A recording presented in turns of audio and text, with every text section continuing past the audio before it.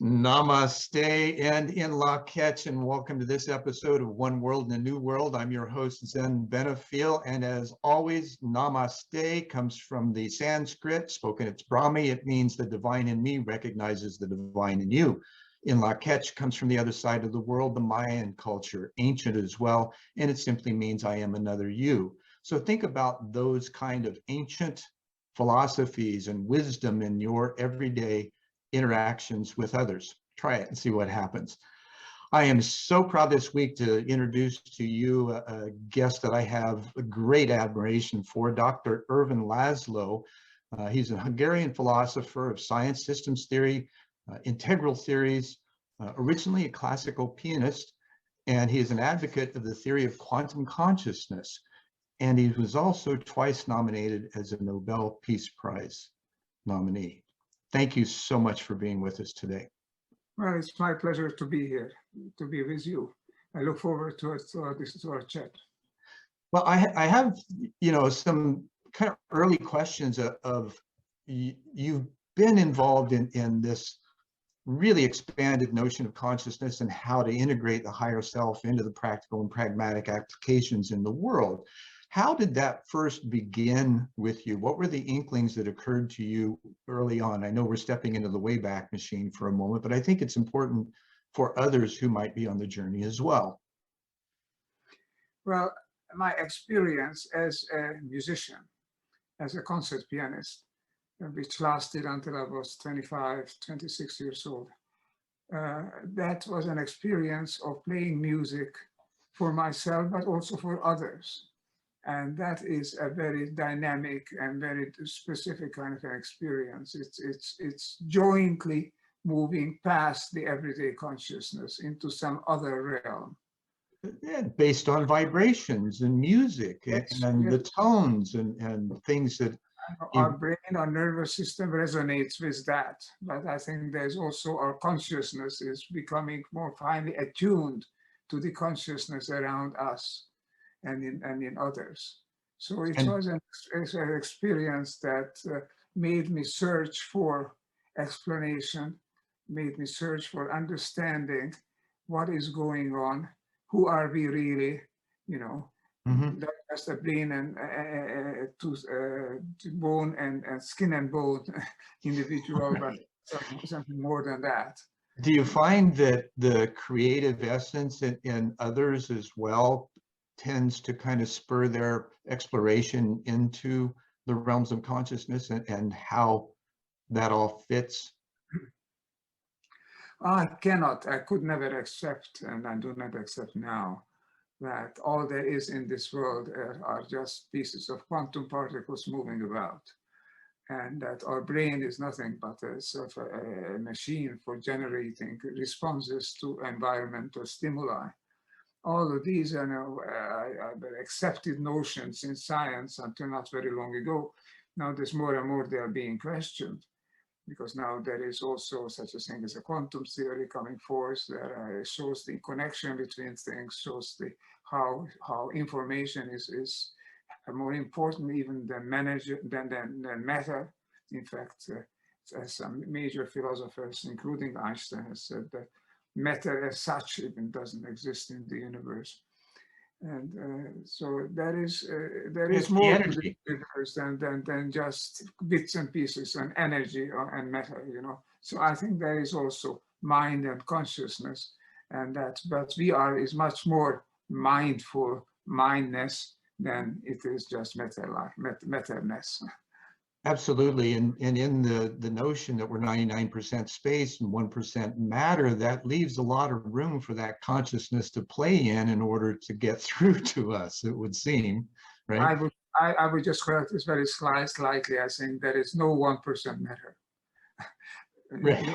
1% is not matter either. It's all vibration in a particular form. Some of the vibration is coherent, is having the same origins, the same phase and similar amplitudes, and those come together and they form higher level conglomerations, and some of these we perceive as hard and fast things that are outside of us. We perceive it as such, but they are not that, Well, so I would Yes, I totally agree with you. And I'd like to ask you this, your recent books, The Upshift, The Science of the Akashic Field, The Intelligence of the Cosmos, your interest in Anthony Peake's work and what Stanislav Grof has said about your work as well.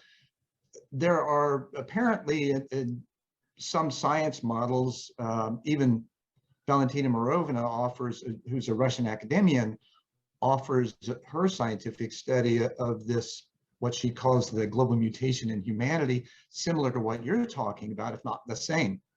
But in the quest for deeper understanding and better integration, do you find that there are some cohesive models, for instance, on an experiential level, the work of William Swigart in the 1950s with the multiplane awareness of 9 layers of consciousness, with the spiral dynamics and the 9 levels it has, and also with Nepean Close's quantum physics model where they posit that consciousness, space, and time are tethered across 9 dimensions for our human experience. Doesn't exclude other dimensions, but just gives us kind of a framework to work with. Do you think that kind of understanding can help bring a deeper impact in our ability to integrate and evolve into this higher self-awareness? Well, we are groping, we are looking around, we are seeking an understanding. What we're coming to recognize is what is common to all of these is that there is a level of being, level of existence, which is non-material, which is beyond that, and which is highlighted or could be characterized as consciousness. Mm-hmm. Consciousness not as awareness created by neurons firing in the brain, but consciousness is something that is present in the universe, of which our brain is a transmitter. It's a receiver and rebroadcaster, as it's a re-emitter, so a transceiver actually. Sure.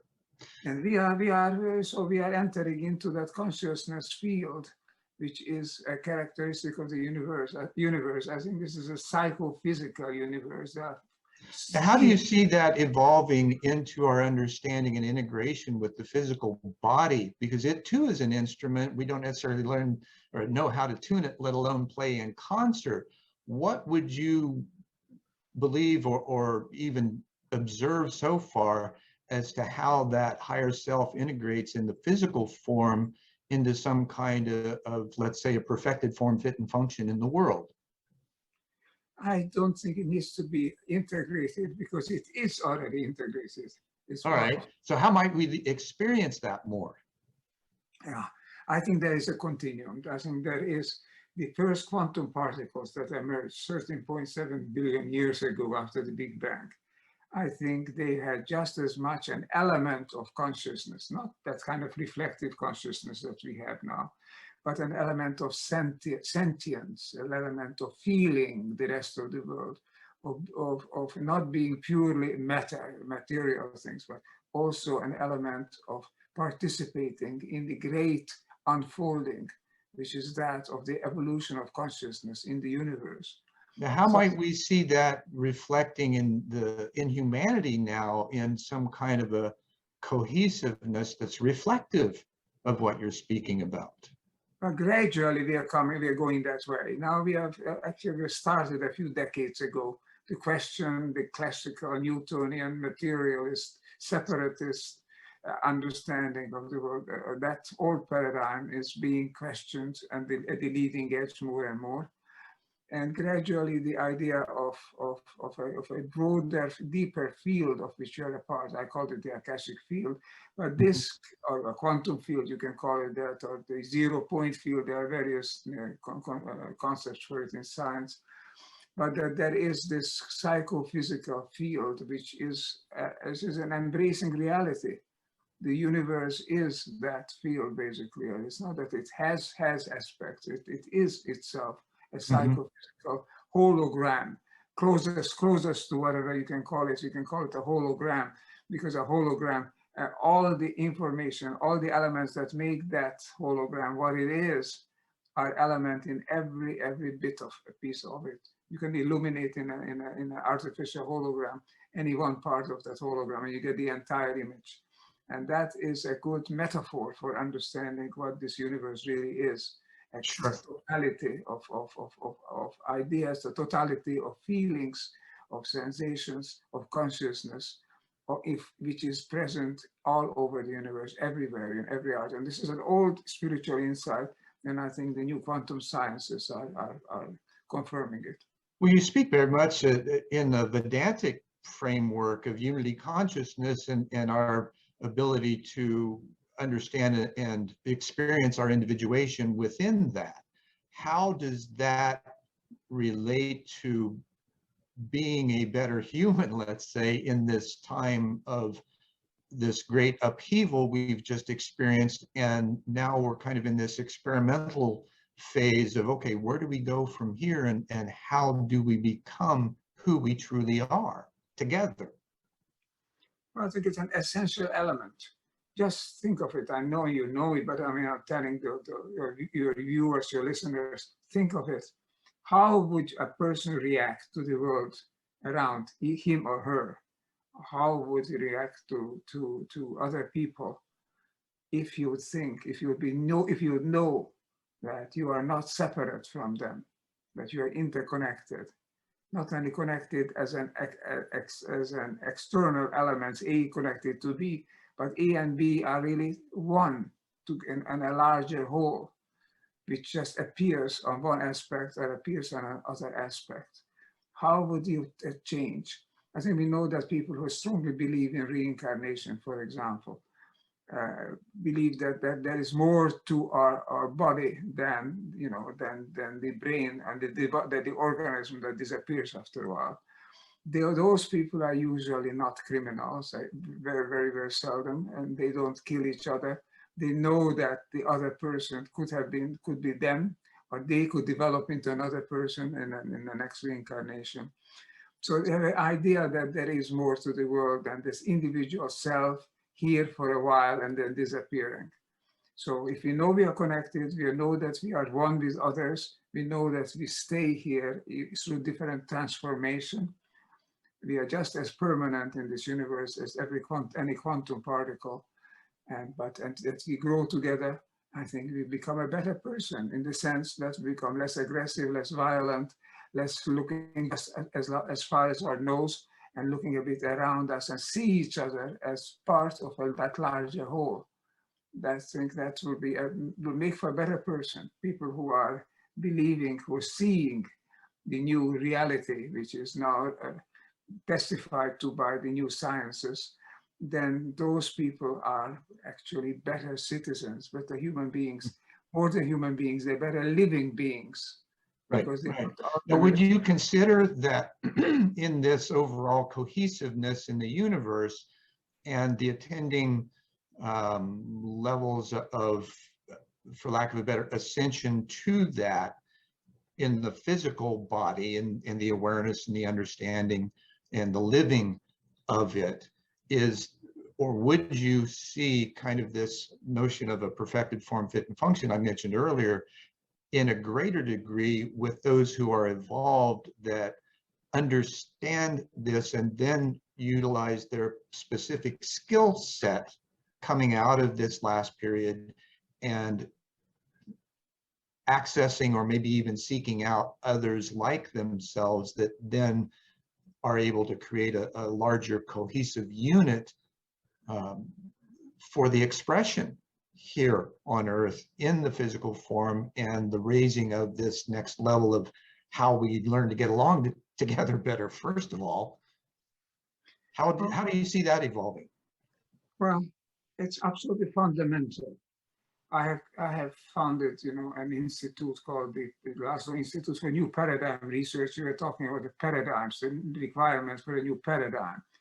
What I mean is really a mindset. How the Germans have called it at one time, the Weltanschauung. I often wonder if it's a mind flow. Yes, it's the totality of the sense that we have of ourselves and of the world. And that has to be updated, rising up to the level where we can really comprehend who we are. we have mistaken the world around us into a passive sense and passive conglomerate of things out of which we can fish anything we want and use this for our own purposes. We have and with the intentions, whether, you know, we can't really say because we're not necessarily in another person's mind or being, and yet there's this process that we've gone through of being inundated with a fear-based programming, if you will, that keeps us from that acquiescence to the higher self. And that this process seems, and I'm speaking of the pandemic, it seems to have a silver lining in it, in that it's forced people to go inside and begin looking at who they are, what they represent, and how to find that greater unity within themselves and others. Would you see that, or say that that is indeed happening from your observation as well? Well, that's what I call the silver lining. In a way, the challenges we have, whether it's climate change, whether it's refugee crisis, whether it's the virus pandemic now, or whether nowadays or lately is the war and aggression in the world. All of these are challenges that create disruptions. These are welcome disruptions, not the way they come, of course, but not by killing people and making them sick, but welcome in the sense that they question what we have been doing, because what we have been doing collectively as humanity for the past 150, 200 years is unsustainable, that we now know. It's if you continue it, we will create an unlivable environment, and we'll create more and more conflict and inequality in the world, and unhealthy conditions also. So I think luckily that system which we have created, thinking that we can just do anything in the world as long as it makes money and as long as it gives us power, and that belief has created an unsustainable world. And finally, that is being disrupted, and we should be thankful for that. And it's kind of two agendas that are in process. Speaking of paradigms, the people in, the profit over people and planet one, which has been happening because of the unawareness of the long-term effects of of what we've done. Not necessarily that it's been bad, but it's just been a little uneducated in how we've looked towards the future. And then there's the new paradigm, which seems to be people and planet over profit. Doesn't do away with the profit, because we still need to be able to survive and sustain and even thrive. And that's our current system, is the economic one. So in this paradigm shift, what do you see as being perhaps a critical factor within the elemental considerations that we have as individuals? Critical factor, as Einstein said, separateness is an illusion. That's a critical factor, to know that we are not separate. We are not mechanistic, we are not material. We are an integral part of an integral whole. And our lifetime on this earth is not oriented, if we recognize what it is, it's not oriented just to feeding ourselves and others and trying to increase our domination over others and over territory. That's what we are here for, is to integrate together, to recognize that integration which is there and to bring it to a higher level. So we're already creating a global level. You know, every challenge that we now face, the answers are always now on the global level. Get all the nations together to fight climate change, to oppose aggression, to treat somehow the health crisis and the refugee crisis. This is all the answers are beginning to be recognized to lie on a global level on cooperation. Whatever we do, and collaboration as well. There's one of the things that I've noticed, and I'm sure you probably have too, is there's been a tremendous growth in virtual communities that are gathering for various purposes to address these things. And one of them I happen to step into as executive director for the Live and Let Live Foundation, which is one of those that's seeking to change through the both a legal and moral perspective. The legal side is doing away with aggression and addressing it at a law and legislative level. And then the Let Live part of it is to simply be a good human. and the aspirations in order to do that. Excellent. You know, I'm not just writing books and talking about things. What I'm trying to do is to be an activist and to get others into it and to have people recognize which way they need to go at the higher level. Right. I have founded what we are now launching actually next couple of days. It's already on the internet, but all the various celebrations will come forth in the next couple of weeks. It's called the Upshift Movement. I would suggest that you and your viewers and listeners have a look at the And I'll make sure Upshift links are in the description as well. Yes. So the idea is that together we can shift up. And I'm trying to form alliances with like-minded groups. I would love to work with you and your founders, your group. Just in 1 hour's time, actually in half an hour's time, I have a Skype or a Zoom call together with an influential European organization for human rights called the New Europeans. And we're going to work together to create this movement toward a higher level of consciousness, higher level of awareness, so that we can live together instead of. Now, do you see these movements? Because traditionally these organizations, movements, and at all have been silos, right? And how do you see those silos now becoming more collaborative with other organizations? We do have a silo, you know, that we have to work with and vision. And that is life on Earth. Mhm. You know, we need to work in that context. I'm not excluding that there's life elsewhere in the universe. In fact, I say there must be, but we are not in good enough contact so far to be able to exploit that. Maybe subconsciously we already are. But the point is that life on Earth is the system that we have to maintain, to which we need to contribute. That's our contribution to the universe, if you like. Right. And your contributions through your writing, I mean, it's just an amazing, I feel dwarfed. I've written 18 books and you've got over 100. And so all of these are in some way geared toward unveiling this knowledge, this wisdom, this opportunity that we have to step up into a greater beingness. Absolutely, absolutely. But it's the key being in us. I think you will agree with that. The key, the code that we need to operate with is in us, in our consciousness. And if you turn inward, you'll find it. Whereas if you just try to search for authority by legislation, by political and military means, you'll miss the point. So I think the movement that we need is a movement of self-recognition, recognizing what I call the attractor. I use this term which comes from the system sciences of attractor. An attractor is an element that organizes, that features and forms a movement. And I think the attractor that is so dominant in the universe, which we have not recognized because we have simply closed our eyes to it, but the attractor is one toward unity, toward oneness, toward coherence. And that is now with sensitive people that's expressed as love, you know, love for the other. That means being coherent with others means being attracted to them without recompense, I mean, unconditionally.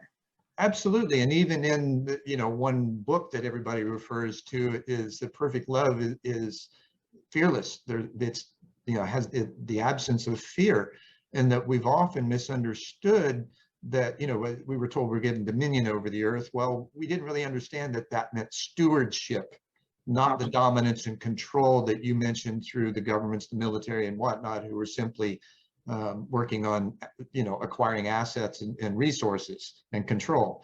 That this new element, it releases all that. It acquiesces to a state of oneness to begin with, but it blows the mind of those who are so intrinsically trapped into this old paradigm. So what are some key elements that we might engage in our thinking and our being and our doing to loosen up those reins of the past in order to step into a more open future?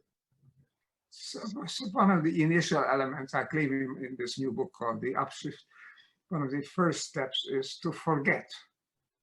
We have been brainwashed into a kind of a thinking and a kind of a paradigm, if you like, which just features the individual as though the individual would be all and everything else has to serve in the individual.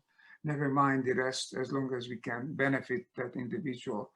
And that means that we are breaking apart the coherence of that totality of life in which we live, because we just put forth only one element of it. That's what we are, that's what we want to champion. And that breaks the system open and creates conflict, creates competition of the kind that's not productive. So I think what we need to do is, first of all, recognize that we are full of beliefs and values and preconceptions that are not useful, that are very counter-functional today.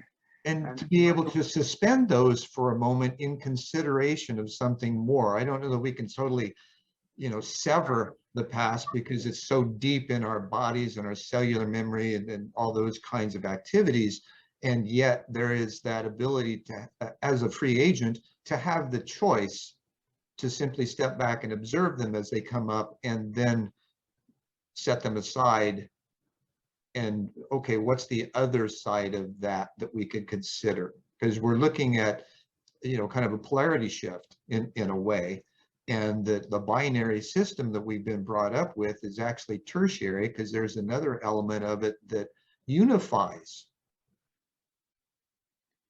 Well, there are a lot of positive elements as well, and we've survived so far as it became a very complex planet-wide system, an enormous accomplishment. But we have created a direction of moving forward, which is unsustainable and which leads to the breakdown of the system simply for being myopic, just looking at one thing at a time. Now, do you feel that in this movement towards greater cohesion, which also recognizes possibly the patterns in the chaos that actually reveal order and give us a better idea of what's going on, do you see this as being a way for us to kind of step back and see the greater order, diminish our fears, and move towards an awareness in self, first of all, and then reflect that from this place of love that you speak of? And honestly, you and I both know, and others, I'm sure, when you feel that, there is such a deep coherence and resonance and safety even in that, where there's the ability to step into something that the universe may have in store for you that you haven't considered yet. It's an incredible recognition. It's actually a very comforting recognition, even you might say joyful, that we are not little passive mechanical pawns on a large chessboard, but we're really integral elements of a larger system, which is alive, which is moving, evolving. The entire universe is that larger system, but it expresses itself on this planet as life, is life in all its dimensions. We are an expression of that. So, and we can carry that expression into new heights if we only act in recognition of what we are, who we are, and that system is. It's an old spiritual insight. It's there in all the religions, in all the spiritual systems. It's not there in Adam Smith. It was there actually in a way. It is there in Darwin, but you have to read carefully Darwin. He talked more about cooperation than about fitness, actually. Right. And from the aspect of, being cosmic consciousness condensing into form, which is another way of expressing what you're talking about, we get to the place where we move so far away from that we become satiated, or we seek satiation of the senses rather than the satiation of the consciousness, because there's a physical experience that tends to kind of move us away from that ancient knowledge and wisdom because of our willingness to engage in the physical satiations rather than the emotional or spiritual ones. Well, it's old paradigm, old mindset. We have to transform it. Normally, it would take a long time, but we don't have that time. And there is so much challenge now in the form of disruptions that actually is pushing us. You can't do just a bit at a time. Now we either start get going and do it, or we simply won't make it. Evolution is very clearly, it says two possibilities always: we move further or fall back. And we can't stay as we are. We are in this process, also known as a bifurcation, a process which actually can create that disorder, which leads to a new order. So let's be aware of that. Let's greet it. Let's be happy with it, and let's make use of it. Absolutely. Because we live a fantastically important time and transformation in the history of humanity. And we can now recognize what it is, who we are, and we can now start acting as a conscious agent of evolution instead of just a little pawn looking for its own tiny little benefit. Right. And I know we're pressed for time. I'd like to ask you one more question that I think has relevance. And in this development of cohesion, of unity, greater harmony, would you intimate or conceive that in so doing, that the time necessary to learn how to work together or create whatever is necessary in order to take us to the next level would be truncated because there's less entropy in that process? Well, we are dealing with a quantum system that communication can be instantaneous. We are communicating through the electronic networks. We are also communicating through our mindset, through our consciousness. And our conversations rippling through the thoughtmosphere as well. Absolutely, absolutely. And I'm just reminded, saying that over 100 years ago, it's remarkable in early affairs, that James Jeans, a famous astronomer at the time, said, when you look at the cosmos, at the universe, you recognize that this universe is more like a big thought than like a big rock. And that comes from an astrophysicist, like a big thought. And I think this is a living, thinking, evolving universe of which we are a part of, which life is a high-level expression. Let's be proud that we are part of that, but not let's set ourselves off against the rest. Let's move with the rest to move to still higher levels. That's our cosmic destiny or cosmic task. And such a wonderful one to be present, alive, and able to participate in at this time. It is. That's the feeling that we need to have. That's the sense. That's the orientation. I'm grateful to people like to yourself and to other people.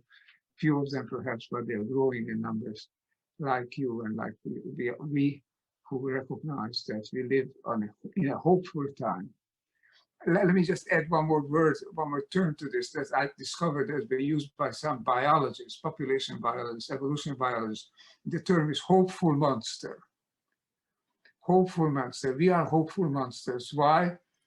Because we are monsters. We don't fit into the current framework, but we are hopeful because a framework is evolving and we might find ourselves fitting into a new framework.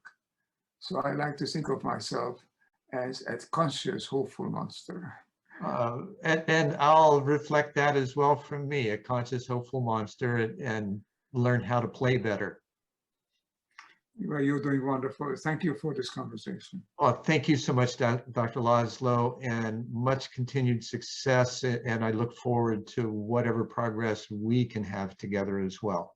Let's join together in this Upshift movement. I think there's a lot of potential that I'm very open to working together. Good, an upshift and an upwising for humanity.